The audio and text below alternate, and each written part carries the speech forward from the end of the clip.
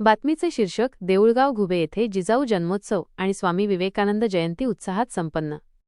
देऊळगाव घुबे तालुका चिखली येथील भारत शिक्षण प्रसारक मंडळ संचालित जानकीदेवी विद्यालय तथा रामकृष्ण विवेकानंद इंग्लिश स्कूलच्या वतीने आज देऊळगाव घुबे गावामध्ये राष्ट्रमाता राजमाता माय जिजाऊसाहेब आणि युगपुरुष स्वामी विवेकानंद यांचा जन्मोत्सव ढोल ताशांच्या गजरात मोठ्या थाटात साजरा करण्यात आला। भव्य रॅली आणि विद्यार्थ्यांची वेशभूषा। आज सकाळी विद्यालयाच्या विद्यार्थ्यांचे ढोल पथक, लेझिम पथक व डंबेल्स पथक यांची एक मोठी रॅली काढण्यात आली। यावेळी विद्यार्थ्यांनी राष्ट्रमाता जिजाऊ, स्वामी विवेकानंद, महामानव डॉक्टर बाबासाहेब आंबेडकर, सावित्रीबाई फुले, महात्मा ज्योतिबा फुले, छत्रपती शिवाजी महाराज आणि त्यांच्या मावळ्यांची वेशभूषा परिधान केली होती। ही रॅली गावाच्या मुख्य रस्त्यावरून घोषणा देत मार्गस्थ झाली। कार्यक्रमाचे स्वरूप।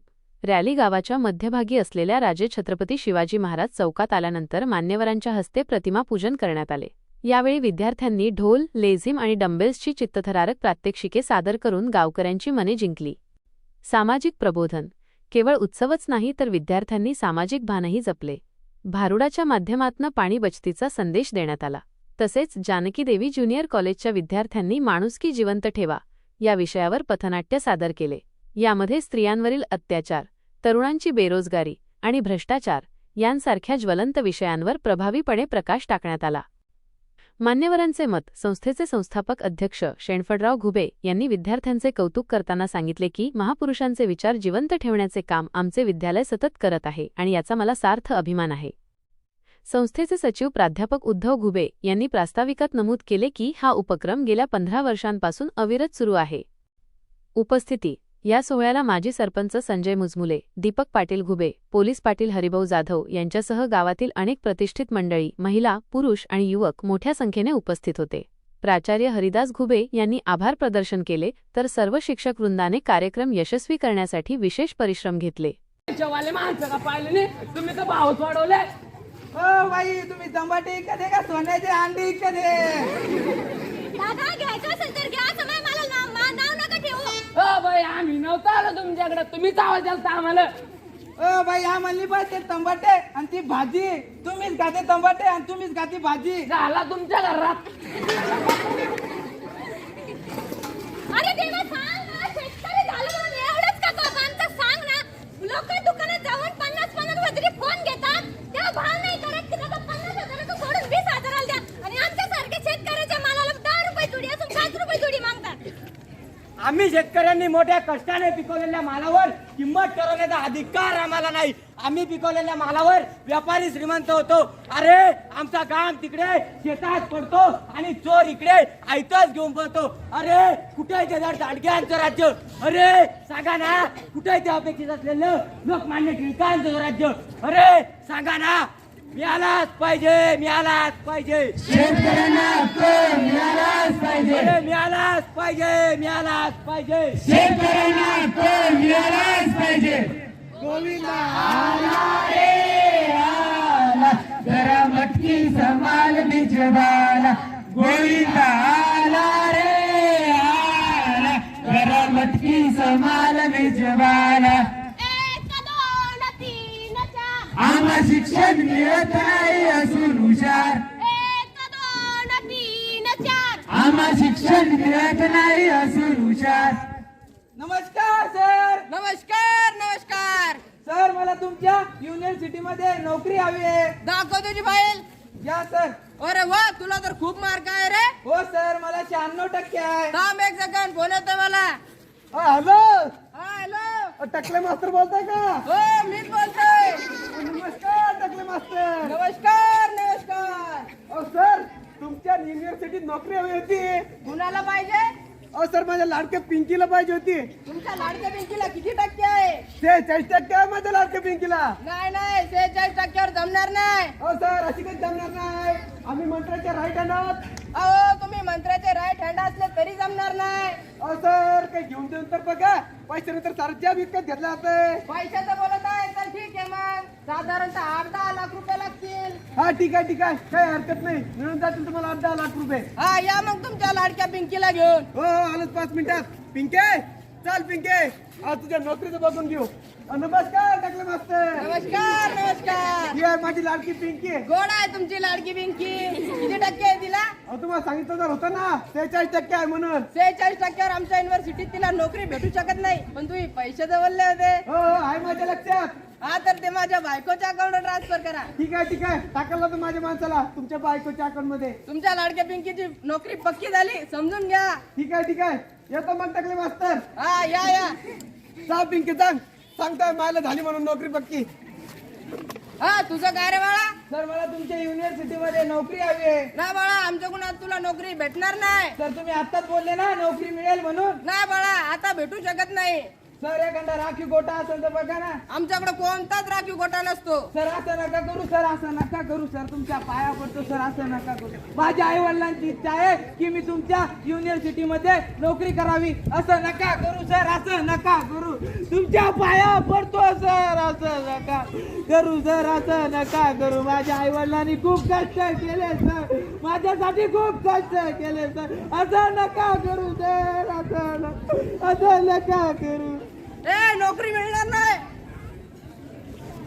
अरे इथेही नोकरी मिळाली नाही. शिक्षणासाठी खूप कष्ट केले. आई वडील काम काढून कष्ट करतात आणि इथे तर शिक्षणाचा बाजार भरलाय. आमच्या राखीव जागा असतानाही डोनेशन देऊन जागा भरल्या जातात. अरे एक नाही दोन नाही तर 4 ठिकाणी लोक तरी इथे डोनेशन.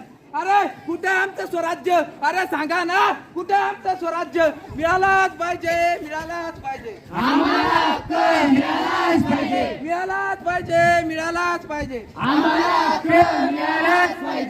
तर बघितलं मंडळी कशा पद्धतीने आजच्या तरुणीची अवस्था झाली आहे. लहानपणापासून शिकवून सवरून मोठे होतात. आई वडीलही त्यांच्या शिक्षणासाठी वाटेल ते करतात. पण आज आपण बघत आहोत आजचे तरुणी नोकरीसाठी दारोदार भटकत आहे.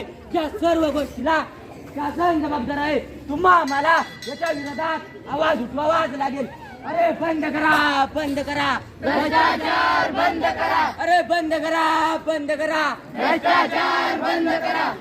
तर मंडळी अशा पद्धतीची घटना जी समाजामध्ये नेहमी घडत असताना आपण बघत आहोत. कशा पद्धतीने लग्नानंतरही सुद्धा क्षुल्लक कारणासाठी मुलीचा काळात छळ केला जातो ते बघा तुमच्या डोळ्यांनी. उघडा डोळे बघा आणि उघडा डोळे बघा आणि उघडा डोळे बघा आणि.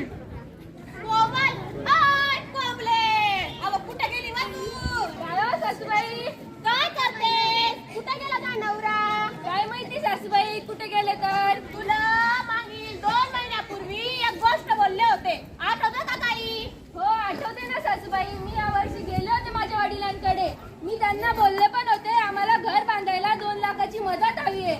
पण या वर्षी माझ्या वडिलांना शेतात काहीच उत्पन्न झालेले नाही तर ते आपल्याला कोणतीही मदत करू शकत नाही. आता बाय लय गोड बोलती हो तू. काही लाजगीत वाटत नाही का तुला बोलायला? तसं नाही सासूबाई, ते त्यांच्या परिस्थितीनुसार करतात. अवा लग्न झालं तेव्हा मी का माय बापाने काय दिलं व? 3 लाख रुपये हुंडा दिला. तो बी 3 टप्प्यात दिला. पावा आजी, अहो पावा बाबा. मया एकुलता एका लेकानं हिच्या माय बापाला घर बांधायसाठी 2 लाख रुपये मागितले. त्याचे हलकट मेले माय बापा. ते बी द्यायला नाही म्हणतात. ऐ माय, अहो काय झालं तुझ्या एवढ्या जोरीनं दांगडी करून राहिली तर? अरे तू काय आधी कट्टक का वाटी पाहिली बघ किती तोंडवर करून बोलती म्हणतात. अहो तुला लाज वाटते का? काय झालं तुझ्या एवढ्या मायाला एवढं जोरीनं दांगडी करून राहिली तर? अहो, मी त्यांना काहीच नाही म्हटले. मी फक्त एवढी बोलले माझे वडील मदत करू शकत नाही. बाबा आजी हिच्या मायापाला काही लाज वाटते का? आम्ही बादलीला काही मागितलं नाही. हे बघा माय नाही बापाची इथं लाज काढायची नाही. जे काय बोलायचं ते मला बोलायची इथं. ये बी मन अहो लाज वाटते का तुला? काही कोंबले तर नवरा आहे ना मी. माझ तुम्हाला चुटकी वाजत होती का तू? अहो लाज वाटायला पाहिजे तुला गे. माझीला सांगू तर तुझा शब्द तर हे पा काही कोंबले, तुला जर या घरात राहायचं असेल तर उद्याच्या उद्या त्या माय बापाला म्हणाव 2 लाख रुपये घेऊन या. पैसे गिसे काही मी आणणार नाही. जे करायचं ते करून घ्या. तोंडावर बोलती सासूला काही लाज वाटते तुला? चपाती आहे ना तू जास्त तोंडवर करून बोलती का? सरले अहो काही भाऊजाई नाही सासूला तोंड वर करून बोलती हलवायला चांगलं चपका दाखव हो वाजवा थोडा सजवाई वाजवा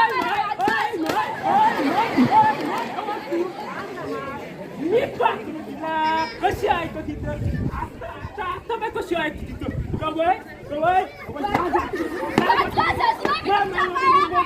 अहो बापाच मध्ये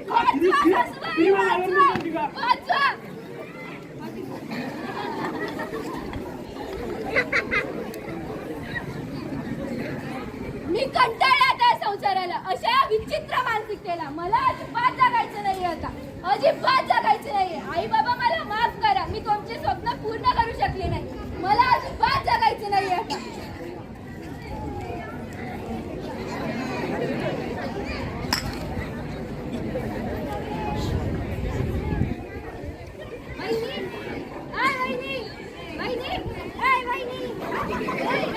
किती वेळची पसरली रे भावाला मारलं तरी लाजली हिच्यात अजून खुशाल पसरली ऐ वहिनी बाई काय सांगितलं का काल आई आई अहो काय झालं व सरले तुला माझ्या नावानं बोंडू राहिली तर काय नका सुनन पॉइझन घेतलं बाई अहो या राजानं काय औषध काय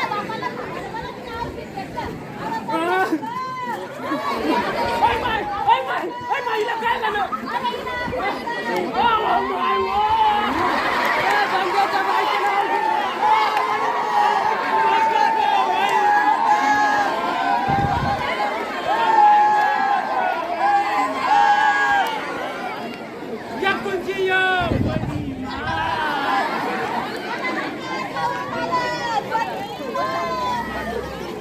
बघितलं मंडळी बघितलं कशा पद्धतीने आपल्या आजूबाजूला अशा कळविणाऱ्या घटना घडतात आणि अशा अलकट मानसिकतेचे लोक आपल्या आजूबाजूला वावरताना दिसतात काय अशा पद्धतीत पहिल्यांदा अत्याचार होतो काय एक सासू त्या सुनेला आपल्या लेकीसारखं समजत नाही अशा क्षुल्लक कारणासाठी कित्येक मुलीचे जीव त्याची बळी जातात परंतु असे कितीतरी नराधम आहेत की त्यांना शिक्षा होत नाही तर मंडळी तुम्हाला आम्हाला या ठिकाणी जागृत होणे गरजेचे आहे अशा या नराधमाला त्याचा कर्कश शिक्षा झालीच पाहिजे अशा नराधमाला